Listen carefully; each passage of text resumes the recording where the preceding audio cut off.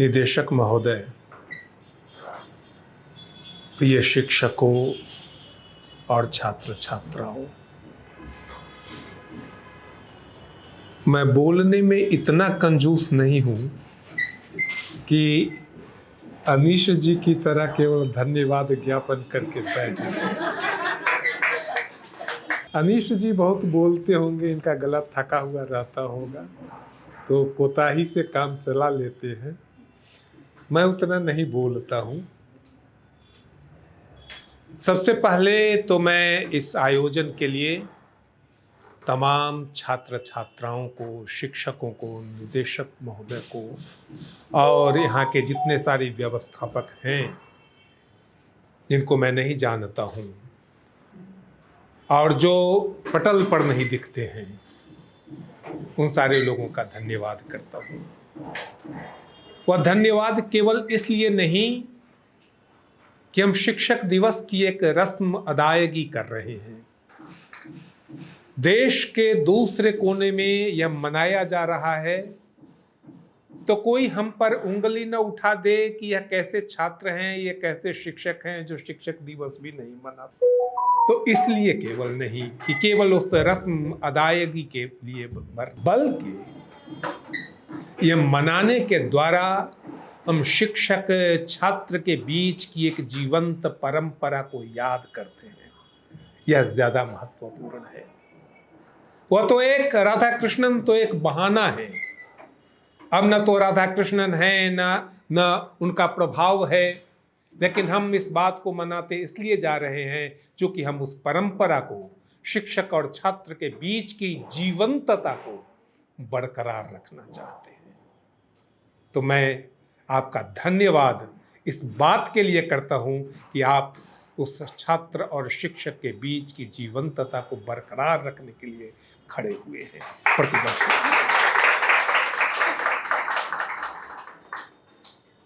कहा अभी आपने सुना कि छात्र उनके उपराष्ट्रपति बनने के बाद जब उनके पास उनका जन्मदिन मनाने पहुंचे थे तो उन्होंने कहा कि नहीं, मेरा जन्मदिन मत मनाना ही है तो शिक्षक दिवस मना ले।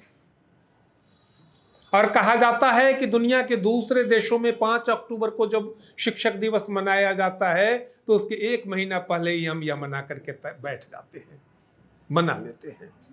और उसी समय से यह परंपरा शुरू हुई।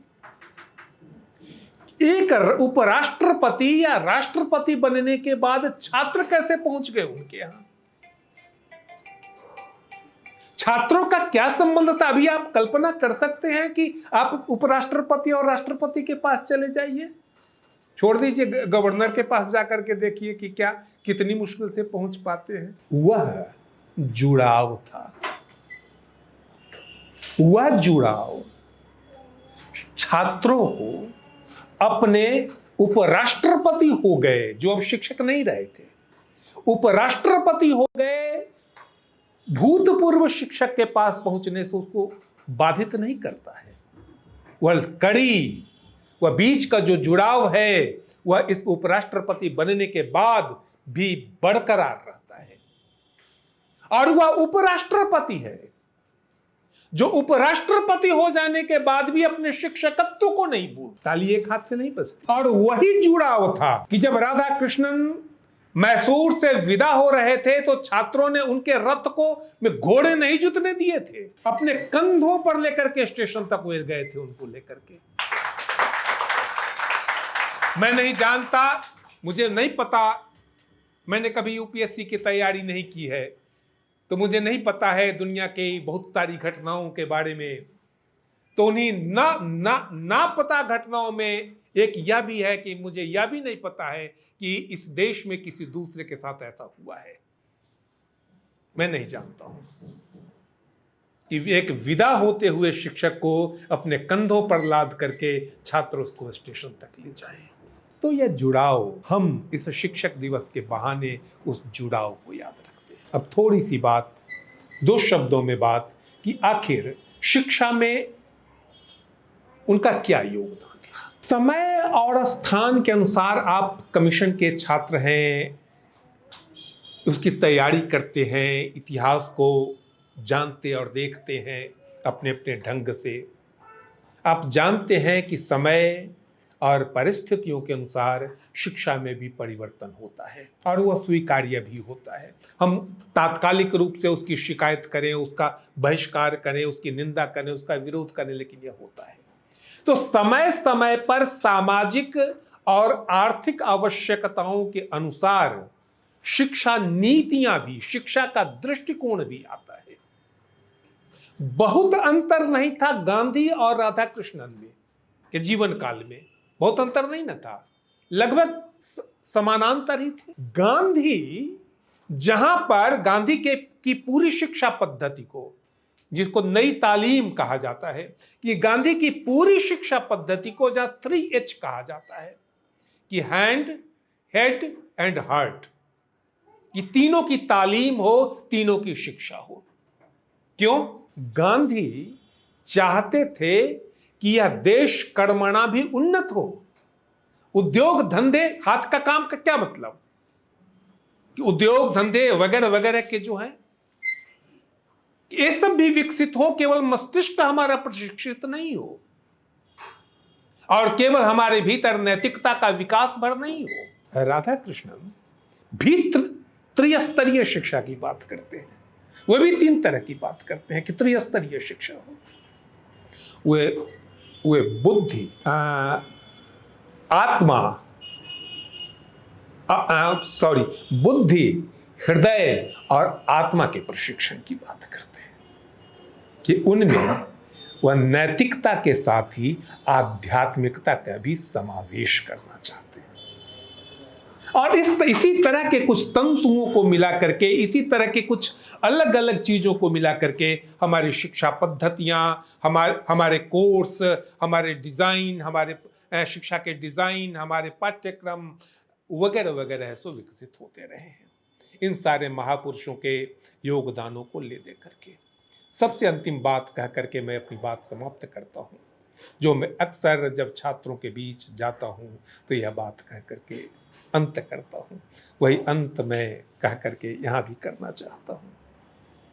आप सब इस कहानी को जानते हैं कि द्रोणाचार्य के द्वारा कौरवों और पांडवों की शिक्षा पूरी हो गई थी। शिक्षा पूरी हो जाती है तो परीक्षा की शुरुआत हो जाती है। यही होता है, आज भी वही हो रहा है, फर्क नहीं पड़ा है, उस समय भी यही होता था। द्रोणाचार्य ने सारे कौरवों और पांडवों के पुत्रों को, कौरव और पांडव के पुत्रों को वहां पर बुलाया और कहा कि आज तेरी परीक्षा होगी, क्या क्या सीखा है तू प्रदर्शन कर। किसी ने भाला चलाया, किसी ने गदा चलाई, किसी ने तलवार चलाई वगैरह वगैरह, किसी ने कुश्ती खेली, जिसने जो बेहतर प्रदर्शन कर सकता था उसने किया। जैसे आप इतिहास में बेहतर कर सकते हैं तो इतिहास से रखते हैं, फिजिक्स में बेहतर कर सकते हैं तो फिजिक्स से रखते हैं, यही चूज करते हैं। उसी हथियार के माध्यम से आप लड़ाई करते हैं। द्रोणाचार्य ने काठ की एक चिड़िया पेड़ की फुनगी पर बैठा दी थी और कहा कि उसको कौन भेदेगा। सबको बारी बारी से बुलाया, कहा कि देख तो उधर पेड़ की फुनगी की तरफ देख कि क्या दिखाई पड़ रहा है। किसी ने कहा कि अरे आसमान दिखाई पड़ रहा है, आसमान में उड़ती हुई चिड़ियां दिखाई पड़ रही हैं, वृक्ष के हरे भरे पत्ते दिखाई पड़ रहे हैं वगैरह वगैरह, सामने खेत दिखाई पड़ रहा है। द्रोणाचार्य निराश हो गए, कहा कि तेरे से न होगा यह, जा तू बैठ। बुलाते बुलाते अर्जुन को बुलाया, कहा कि अर्जुन तू तो देख कि तेरे को क्या दिखाई पड़ता है। अर्जुन ने कहा कि गुरुदेव मुझे तो चिड़िया की आंख केवल दिखाई पड़ती है। चिल्ला पड़े द्रोणाचार्य, कहा कि मार मार मार अर्जुन, तीर चला। और कमाल की बात है, आपने महाभारत की वह कहानी पढ़ी होगी तो अर्जुन ने कान तक खींच करके तीर नहीं चलाया, जिसका वह सिद्ध अस्त्र था, जिसके तीर से शिलाएं टुकड़े टुकड़े हो जाती थी, वह तीर नहीं चलाया। वह तीर इतनी ही दूर तक उसने प्रत्यंचा खींची कि चिड़िया की आंख में जाकर के वो बिंद बढ़ जाए, चिड़िया के टुकड़े टुकड़े न हो। आप समझ रहे हैं मैं क्या कहना चाहता हूं? दोनों बातें, लक्ष्य की एकाग्रता कि हमको केवल लक्ष्य ही दिखाई पड़े।